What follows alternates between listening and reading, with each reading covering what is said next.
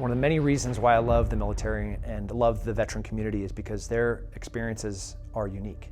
You know, we're talking about less than 1% of society serves in the military. Fear is fuel for me. You've got to basically harness that fear and use it as a tool and then just bust through whatever you face. I knew that's where I wanted to go. I wasn't sure exactly where in the military I wanted to go, but I knew the military was going to be my saving grace. And it turned out to be that. In today's video, we speak to all of the guys from the military about the 10 best lessons that they learned. Today's video is sponsored by Mulliganbrothers.com, the best motivational clothing brand in the world, where you can now get the new hoodies and so much more with the link in the description. But before that, a place where you will find discipline, mindset, fortitude, the hardest workers in the world. These are the 10 lessons from some of the best guys we've spoken to so far out of the military that they learned over their career. Let's jump into the video. Lesson 1, gaining strength. In this lesson, we talked to Mark Billy Billingham about when he first got into the military and how he didn't feel adequate enough. He felt weak. He didn't feel like he matched up against these guys, and the process of how to gain strength and how he gained strength. Let's dive into lesson 1.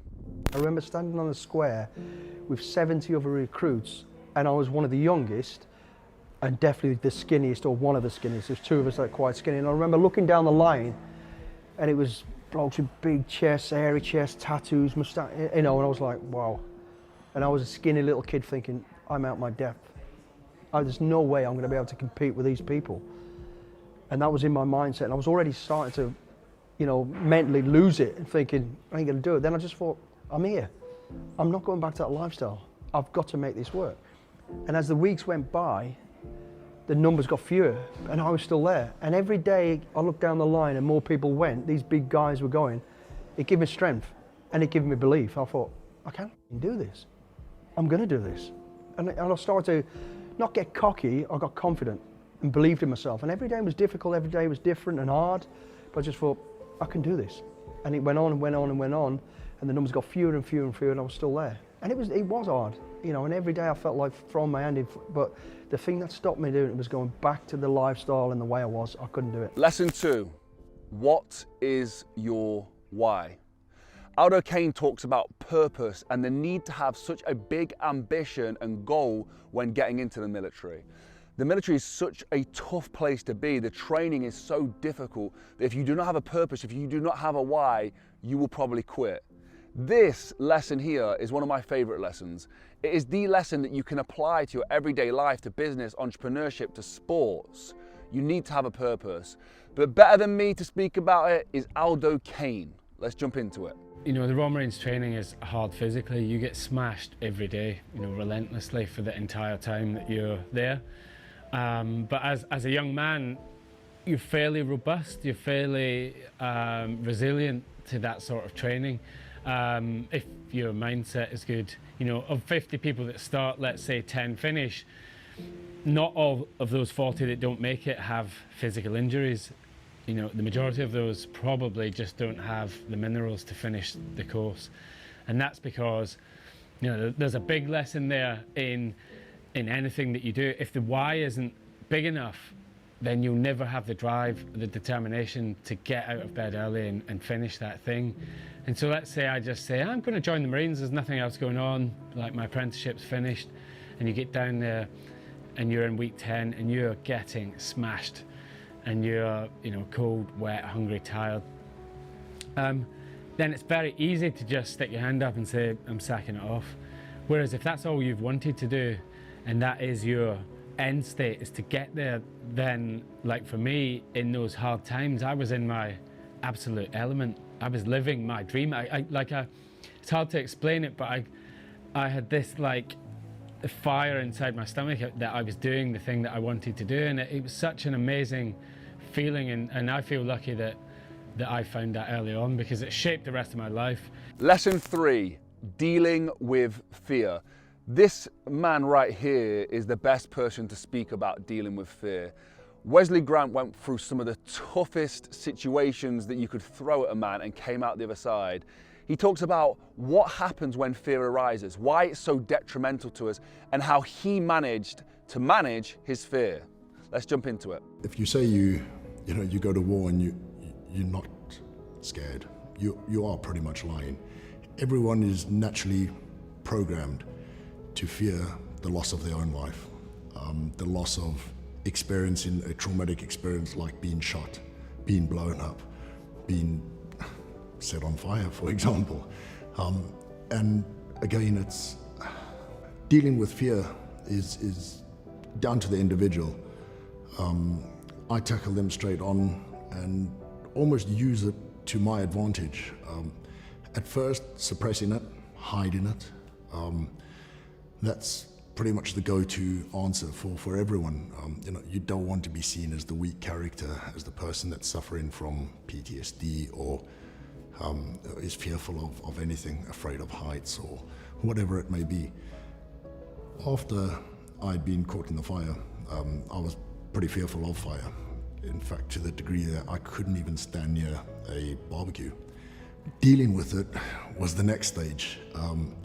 After hiding it, people eventually start questioning, well, why is he not standing around the barbecue, or why is he over there when everyone's facing the fireworks that side? So it's the way that you deal with it. You confront that fear. And the way I've confronted it is by hitting it head on, by utilizing whatever it was I was fearful of and turning it totally around and just taking full advantage of the situation by putting myself in that situation again. It's not like I'm going to go and run into a fire and set myself alight again, but what it was becoming a firefighter, where I'd have to now take on the dangers, putting myself, exposing myself to dangers to help other people out that may be in danger themselves. And it's that fear that's led me to now use it as a positive to help other people that could be fearing fire themselves, being stuck in a fire. Lesson 4, use fear as fuel. Piggybacking onto lesson 3 with Wesley Grant, we talked to Clint Emerson in this one, and he explains how you can take fear and the energy that fear gives you and use that as fuel to move forward. This is an interesting one. Let's jump into it. Fear is fuel for me. I mean, if you embrace it, it keeps you safe and it allows you to perform more, right? Your performance will without a doubt increase in the safest manner if you embrace fear. Now, if you go the opposite direction and you let fear consume you, well then it's going to allow you to fail a lot easier at whatever it is you're trying to do, and it's going to potentially induce a panic, whatever it is that's going on in your life, and just exacerbate and make things worse for you. So my advice is you've got to basically harness that fear and use it as a tool, and then just bust through whatever you face. Lesson 5, the passion for success.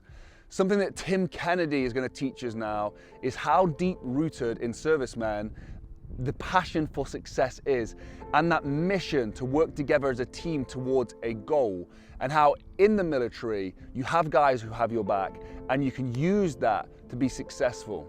Let's jump into it with Tim Kennedy. Nobody has experienced adversity like the military. Nobody has faced their adversary with more vicious, visceral, not just anger, but like passion for success for the people to your left and to your right. And I don't know what happens where, when you become a veteran and you're no longer in active duty, where you forget what that feels like. You remember the good times. You remember the experience and the feeling of coming back sweaty and being able to take your body armor off for the first time, and how wonderful that breath of air-conditioned air felt for the first time. But those aren't the things that you should remember. You should actually remember the suffering, and you should remember how scared you were. But even though you're that scared, and even though you're in the most horrific experience imaginable, you still moved your feet forward. You still did what you're supposed to do. And that is something remarkable. But you don't remember that. You have to remember that. You have to stop and take a second and value what you did for the people to your left and to your right, in the fact that you still moved your feet forward, even though everything around you was telling you to stop, find cover, lay down, and cower. You didn't. Lesson 6, don't be complacent. In the military, complacency will get you killed. And Mark Billy Billingham talks about how important these lessons were that he learned and how he applied to not be complacent into becoming successful outside of the military. I was a young kid going out to Northern Ireland and people were getting killed, and we had, unfortunately we had people killed on our tour, friends of ours. So it was always in the back of your mind, every day could be your last. Not to over dramatize it, it was always there and it had to be there. I think it was a good thing because it kept you alert, didn't get you complacent. You've got to be on your toes every minute you step out of that door. Even when you're indoors, there was chances of getting mortared or whatever. So without painting a dull, crazy picture, it was, you had to stay switched on. It was an intense time. I enjoyed it, not the conflict. I enjoyed the decision making. I'm very much a crisis manager. I'm pretty quick on my feet, thinking up, get a decision and go. I hate planning. I hate sitting back and think. The more you think about something, the more you tie yourself in knots, the more problems you throw into it. The longer you got to plan it. What if the enemy's got this? What if that? What if that? What if the meteorite falls out the sky and lands? And you can go on forever. I like quick reaction, and my first time of conflict allowed me to realise, actually, I can think on my feet, and when the situation changes and ain't as clear as we thought it was going to be, I can make a decision. Lesson 7, the Commando spirit. Aldo Kane explains what the Commando spirit is and what it entails and how it develops us as characters, and how if we could apply that to our day-to-day lives, our lives would be much better for it. For me, what I took away from that was not all the hardcore skills of being able to shoot from a long distance and being able to run miles and miles and not feel tired.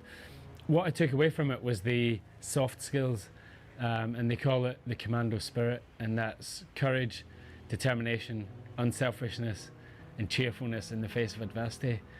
Now those 4 things, if you can employ them and put them into everything that you do, then anything is possible. Like I said earlier, if the why isn't big enough or strong enough, then you'll never get out of bed in the morning. You'll never, get up when things are hard. But with courage, determination, unselfishness, cheerfulness in the face of adversity, which is like the Commando spirit, you can almost achieve anything.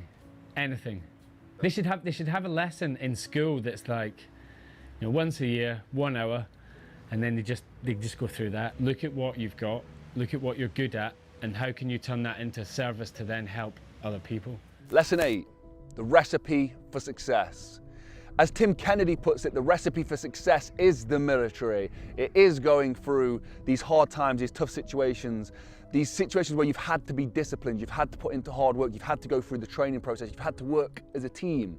Tim Kennedy talks exactly about how this is all a recipe for success, and how we can take this recipe for success and learn from it and put it into our day-to-day lives, become entrepreneurs, become businessmen, live the dreams and the ambitions that we have through this recipe for success. Let's dive into it.